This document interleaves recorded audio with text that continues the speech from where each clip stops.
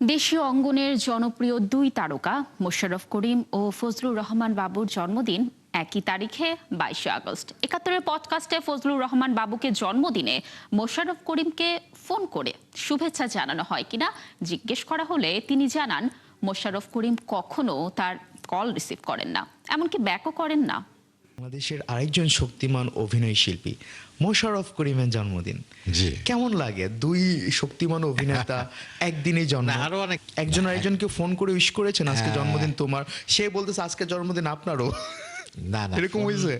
Phone করে wish করা যেত, কারণ কিন্তু সমস্যাটা হচ্ছে যে মোশাররফ তো ফোন ধরে না। ফজলুর রহমান বাবুর এমন উত্তরে হতবাক নেটিজেনরা। কয়বার জাতীয় চলচ্চিত্র পুরস্কার প্রাপ্ত এই অভিনেতার কথায় স্পষ্ট বোঝা যায় মোশাররফ করিমের প্রতি তার চাপা অভিমান রয়েছে। এই দুই নন্দিত শিল্পী একসাথে অভিনয় করেছেন অসংখ্য খণ্ড নাটক ও ধারাবাহিক নাটকে, বিশেষ করে সালাউদ্দিন লাভলুর সিরিজে এই দুই শিল্পী একসময় অপরিহার্য ছিলেন।